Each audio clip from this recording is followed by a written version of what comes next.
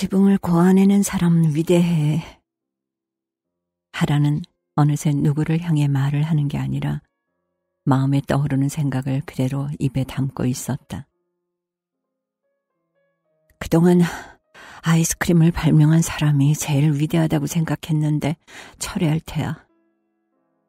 오늘부터 지붕을 발명한 사람으로 바꾸겠어. 지붕은 끝내줘. 주택 광고 내레이터처럼 말하자 오니키리는 그러네요. 굉장하죠. 지붕이 있으면 비도 피할 수 있죠. 하고 곧바로 동의했다. 경치로 보아 다리 절반은 건넌 듯한데 절반을 지났다는 뜻은 절반이 남아있다는 뜻이다. 하라는 이 사실이 지금 상황에서 별 희망이 되지 못함을 깨달았다.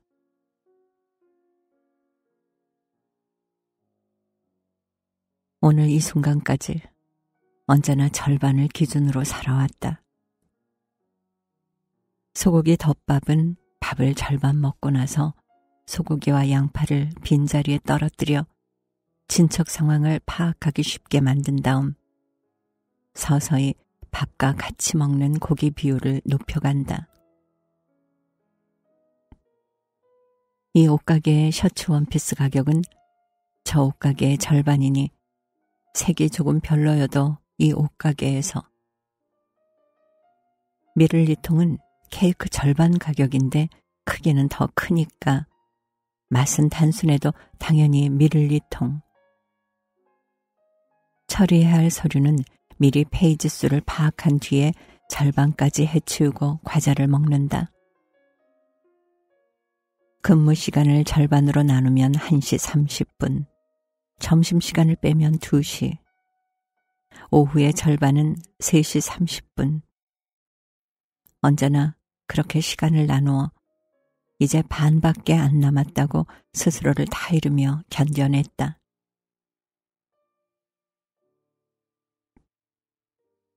그렇게 지금까지 절반으로 나누어왔던 일상 속에서 오늘 이 사태는 가장 그럴 이유가 없는 일처럼 느껴졌다. 하라가 절반으로 나누어왔던 일상 속에 비가 그치지 않는다는 상황은 없었다. 그런 경우는 지금까지 한 번도 없었다. 모든 것은 지붕 밑에서 일어나는 일이었으니까. 지붕 밑으로 들어가고 싶다. 집으로 돌아가고 싶다. 집에 돌아가고 싶어요.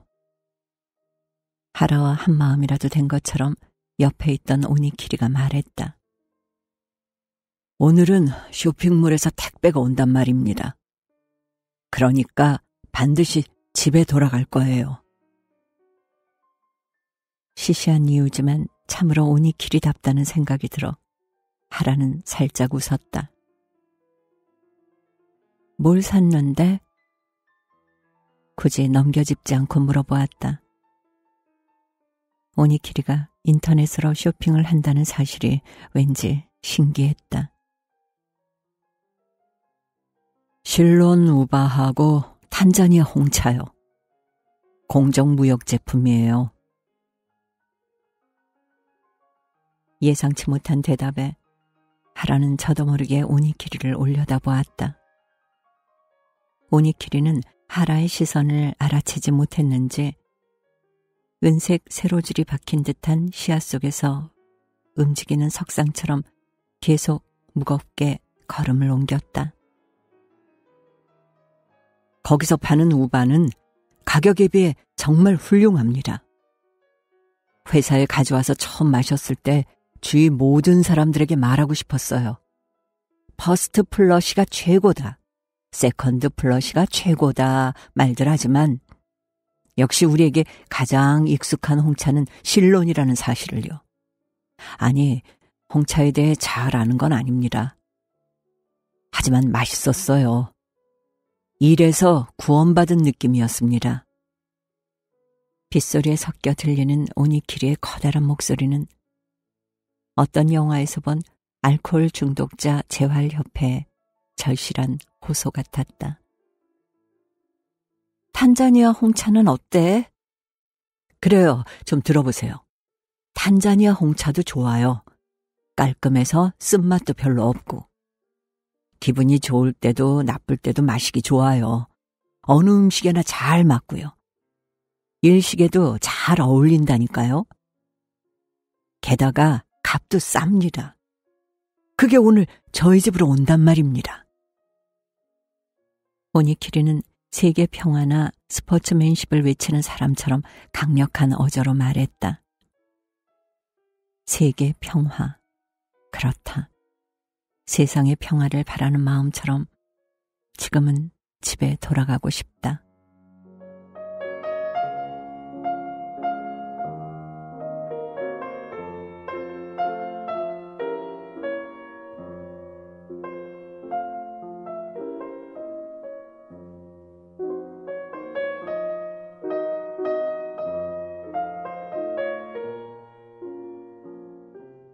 택배기사가 이런 날에 움직일 수 있을까? 그건 모르겠지만 저는 편의점에서 수령하기로 했으니 아마 괜찮을 겁니다. 오니키리의 목소리가 괜히 커졌다. 그 말을 들으니 생각났는데 무인양품에서 파는 과자 중에 집에서 뒹굴뒹굴이라는 게 있거든.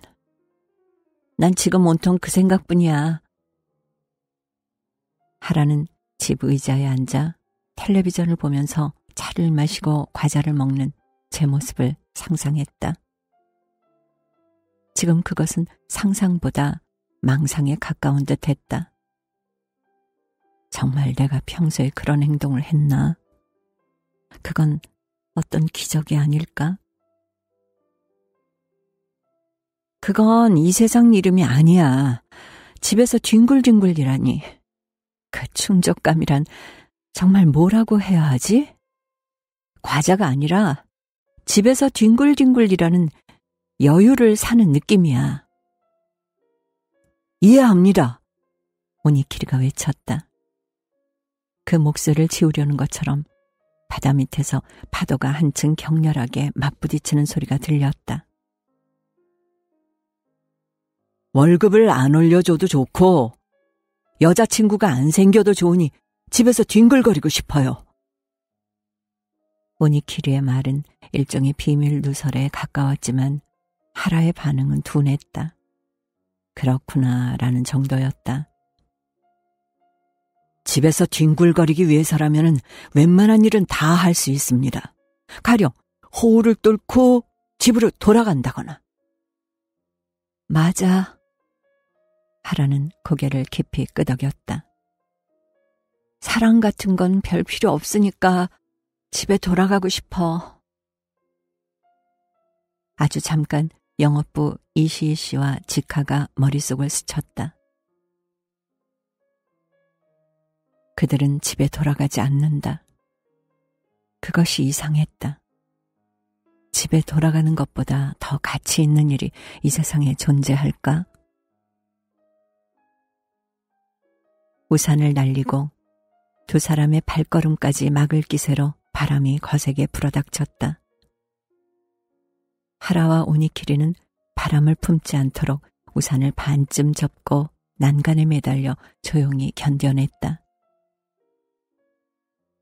친구한테 들었는데 아라시야마 고자부로는 태풍 중계가 야하다는 에세이를 썼대.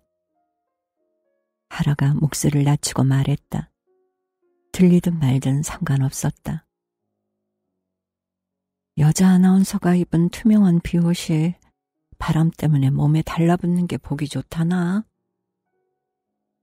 왠지 좀 이해가 가.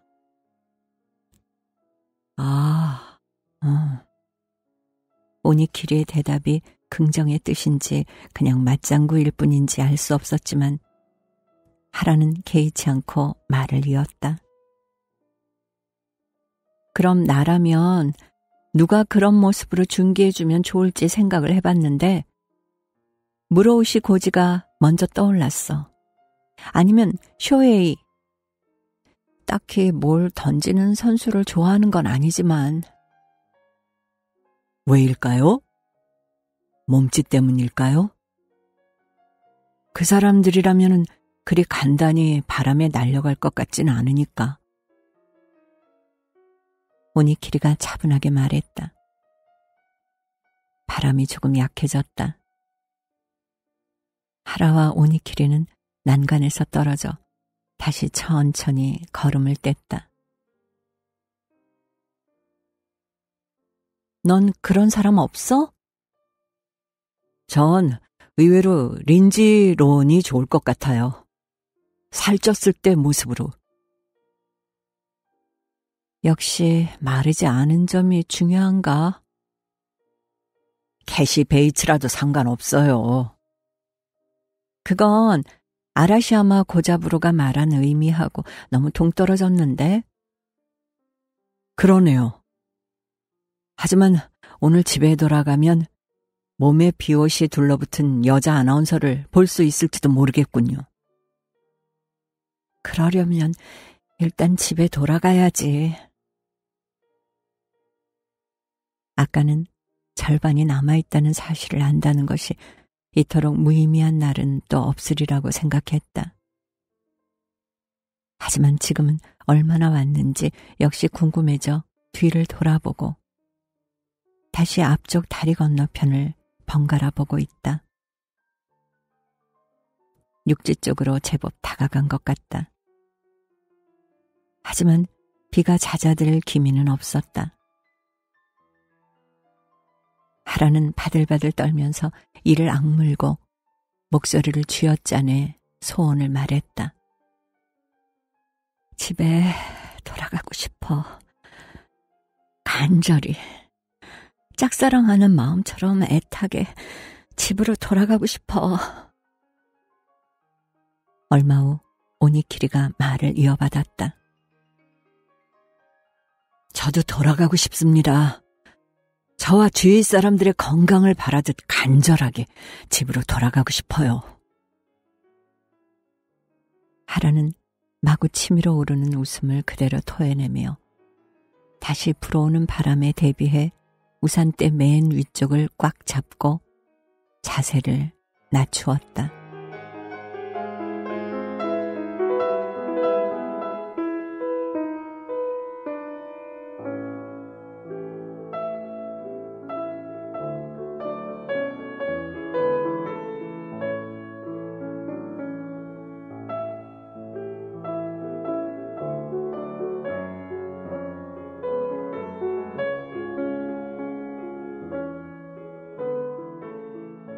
미쓰구가 소용돌이라고 말한 것은 보행자와 자전거 이용자를 위한 커다란 나선형 경사로였다. 차도는 그대로 이어져 고가도로로 연결되었다. 지면에서 제법 높은 곳인지 경사로는 5층짜리 빌딩쯤 되는 높이에서 완만한 원을 그리며 지상으로 내려갔다. 간척지와 육지의 표고 차이 때문인지 간척지에서 다리로 올라가는 비탈은 걷기 좀 성가실 뿐 경사가 그리 심하지는 않았는데 위에서 굽어본 나선형 도로는 끝없이 따리를 틀고 있는 것처럼 보였다. 일단 다리는 끝까지 걷는 것이다. 드디어 간척지 건너편의 육지에 도착해 다리를 내려가려는 참이다. 그 사실 자체는 환영할 일일지도 모르지만 사카키에 더해 미쓰구까지 이상해지기 시작한 상태였다. 미쓰구는 추워라고 말하며 몸을 웅크리고 걸었다. 사카키가 비옷을 벗어 입혀주자 조금은 괜찮아진 듯 했지만 여전히 몸을 벌벌 떨었고 반응도 신진대사도 저하된 듯 했다. 잠깐 쉴까? 쉬긴 어디서? 미쓰구가 짜증스러운 목소리로 대꾸했다. 확실히 쉴 만한 곳은 어디에도 없다. 나선형 경사로의 비탈은 그렇게 심하진 않았지만 체력이 없는 상태에서 웅크리기라도 하면 그대로 앞으로 굴러갈 것만 같았다. 한 바퀴 내려가자 위쪽 도로가 지붕 역할을 해서 그나마 비를 피할 수 있었지만 지금까지 혹독한 상황에서 온갖 것을 빼앗길 대로 빼앗긴 사카쿠와 미쓰구에게는 일시적인 위안밖에 되지 않았다.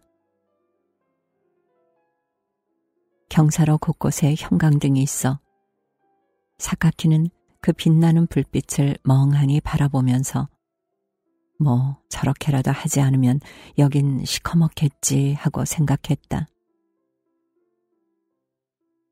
사카키 역시 앞으로 얼마나 버틸 수 있을지 알 수 없었다. 어쨌거나 이 부근에 있는 시형버스 정류장으로 가서 시간표를 확인하고 버스를 기다릴 작정이었다. 하지만 비옷을 미쓰구에게 양보한 뒤로 상반신은 급격하게 체온을 잃고 하반신에서 올라오는 습기에 침략당해 추위 때문에 이가 딱딱 부딪히고 의식도 흐리멍덩했다. 우와, 미쓰구가 소리를 질렀다. 고통 때문이라기보다 스스로에게 기합을 넣으려는 듯한 고함이었다. 사카키는 고개를 몇 번 끄덕였을 뿐 괜찮은지 묻지는 않았다. 이미 대화를 하기 힘겨운 상태라 대답을 기대하는 말은 신중히 선택해야 하는 상황이었다. 아무 이야기나 할 수도 없었다. 그런 경우는 종종 있다. 회사에서 잔업을 할 때나 바쁠 때. 하지만 그것은 어디까지나 배려 차원의 문제이고 이야기할 기력을 아끼는 행동에 지나지 않았다. 하지만 지금은 다르다. 정말로 말할 기력이 없었다. 평소처럼 집에서 전철과 버스를 갈아타고 회사에 온 오늘, 이 평일에 회사에서 그저 집으로 돌아가는 것뿐인데 어째서 이토록 죽을 고생을 하고 있단 말인가. 이야기도 나눌 수 없을 정도로 힘겨운 상태로 벌벌 떨면서. 미쓰구가 휘청거렸다. 지금 얼마나 내려왔을까? 내려가야 하는 높이에 비해 경사로가 너무 길게 느껴졌지만 이 높이를 계단으로 내려간다고 생각하면 그건 그것대로 몸에 부담이 되어 굴러 떨어지고도 남을 것 같다. 맞아, 여긴. 미쓰구는 사카키를 돌아보지 않고 큰 소리로 말했다. 뭔가 비슷한 데가 있다 싶었는데 워터 슬라이드랑 비슷해. 그렇게 미끄럼을 타고 내려갈 수 있으면 좋을 텐데. 정말 그러네. 미쓰구의 걸음이 은근히 빨라졌다. 될 대로 되라는 듯 빗물을 걷어차면서 요란한 발소리를 내며 경사로를 내려간다. 거의 다 왔어! 힘내! 미쓰구가 뒤를 돌아보며 사카키에게 손을 흔들었다. 사카키도 손을 들며 조금 속도를 높였다. 경사로를 빠져나가 고가도로 밑을 조금 따라가면 버스 정류장이 있다. 그 조금이 얼마나 되는지 다시 휴대전화로 지도를 확인하고 싶었지만 이미 버튼을 눌러 조작할 기력도 없었다. 어떻게 지도 사이트를 열었는지도 이제는 가물가물했다.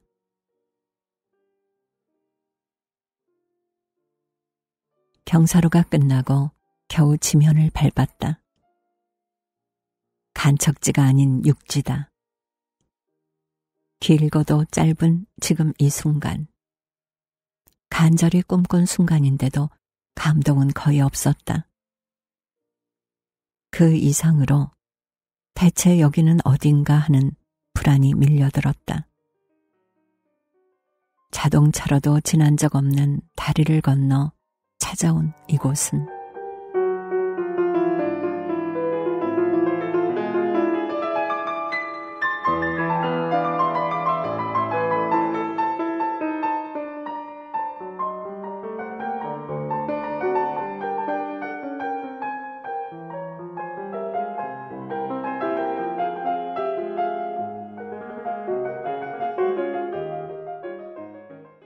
고가도로의 굵은 기둥이 바닥에 내리꽂힌 어둠처럼 느껴졌다.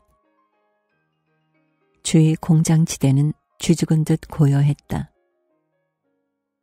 역시나 사람도 차도 보이지 않았다. 사카키는 필사적으로 휴대전화 화면으로 보았던 지도를 떠올리며 고가도로 어느 쪽에 정류장이 있었는지 고민했다. 집에 돌아가고 싶어. 이미 체면이고 뭐고 바닥난 미쓰구의 절규가 고가도로에 부딪혀 메아리 쳤다.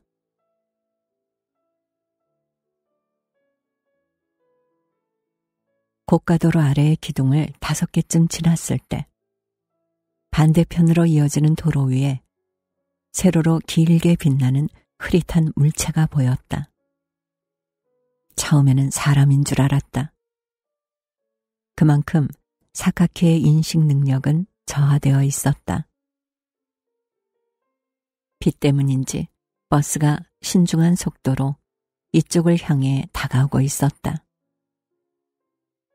서둘러! 사카키가 외치자 미쓰구는 튕기듯 정류장으로 달려갔다.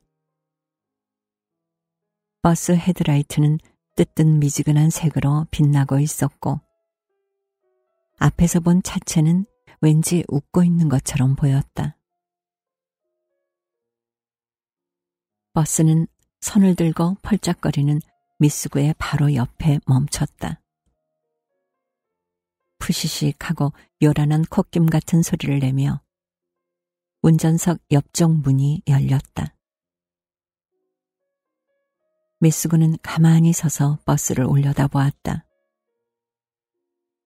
꼼짝도 하지 않고 그저 버스 안을 올려다보는 그 모습이 사카키의 불안을 부채질했다. 마지막 힘을 쥐었자 미쓰구 곁으로 달려가자 운전수의 낮은 목소리가 들려왔다. 그래서 운행 간격이 엉망이야. 하지만 보다시피 더 탈 수 있는 자리가...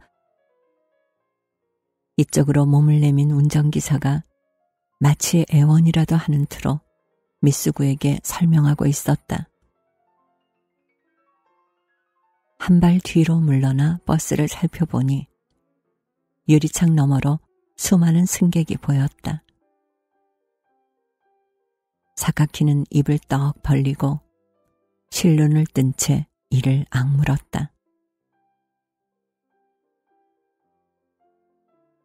버스 안은 인산인해였다. 출입구에 겨우 서 있는 젊은 여성이 거북한 시선으로 사카키와 미쓰구를 쳐다보았다. 다른 승객들도 처지가 비슷할 것이다. 여자 뒤쪽으로 한 덩어리의 승객들이 둔하게 꿈틀거렸다. 미쓰구가 당장이라도 울음을 터뜨릴 듯 얼굴을 찌푸리고 사카키를 올려다보았다. 사카키는 미쓰구의 어깨를 끌어안고 고개를 끄덕이며 사람들에 묻혀 잘 보이지 않는 운전기사의 눈을 필사적으로 찾아 바라보았다. 아이 하나라면 어떻게든 되겠죠? 저는 괜찮습니다. 이 아이를 태워주십시오. 하지만 하고 운전기사가 머리를 극적거리며 끙끙거렸다. 다음 차는 언제 올지 몰라요. 정말로. 그래도 되겠소? 괜찮습니다. 안 괜찮아! 미쓰구가 끼어들었다. 사카키는 고개를 저었다. 출입구 쪽에 서 있던 여자가 뭔가를 말하고 싶은 듯 입을 열었지만 결국 다물어버렸다. 그렇게 됐으니까 자. 사카키가 미쓰구의 등을 떠밀었다. 출입구에 있던 여자가 제일 앞좌석 손잡이에 머리를 살짝 부딪히며 아이 하나가 간신히 들어갈 수 있을 만한 공간을 터주고 살짝 고개를 끄덕였다. 미쓰구는 버스 안과 사카키를 몇 번이나 번갈아 보다 마침내 여자가 비워준 공간에 발을 올렸다. 침침한 빛에 비친 미쓰구의 정강이가 거의 회색으로 물들어 있었다. 이걸!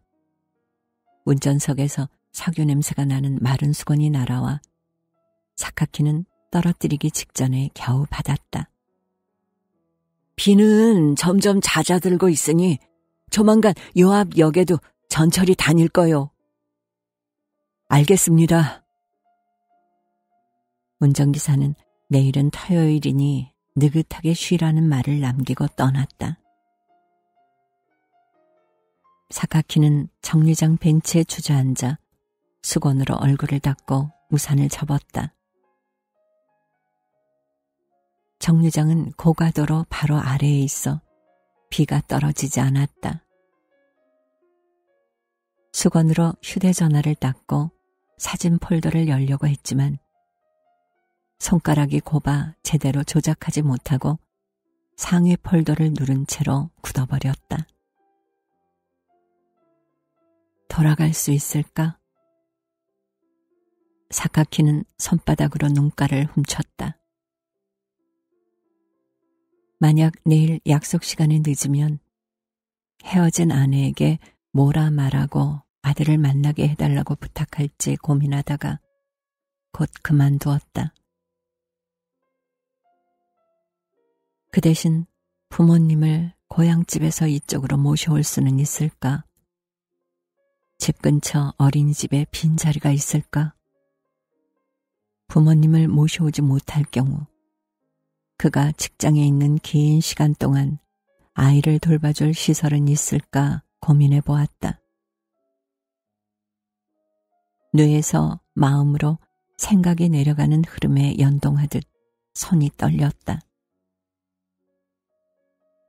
지금까지 멍하니 떠올렸던 생각의 조각들이 한데 뭉쳐 하나의 의지로 변해갔다. 사카키는 표면에 물이 스며들어 차가워지고 묵직해진 서류 가방을 열고 수첩을 꺼냈다. 어린이집을 찾는다. 이사도 가능. 내일 부모님께 전화. 사카키는 거기까지 쓰다가 손을 멈췄다. 헤어진 아내가 재혼 소식을 알렸을 때 새아빠와 사이가 불편하면 안 된다는 이유로 사카키는 아들을 데리고 오려 했다. 하지만 그녀는 고개를 저으며 사카키를 설득했다. 사람은 평생 사랑을 하는 생물이야. 요시히로도 언젠가 이해해 줄 테고. 그 애도 결국엔 원치 않는 결혼을 했다가 다시 새로운 사랑을 할지도 몰라. 어쨌거나 새아빠도 받아들였어. 프랑스 사람들은 그런 게 당연하대. 인터넷에서 기사를 봤어. 넌 프랑스 사람이 아니잖아! 고가도로의 강철 부품이 사카키의 목소리에 달콤하게 공감하듯 소리를 반사했다.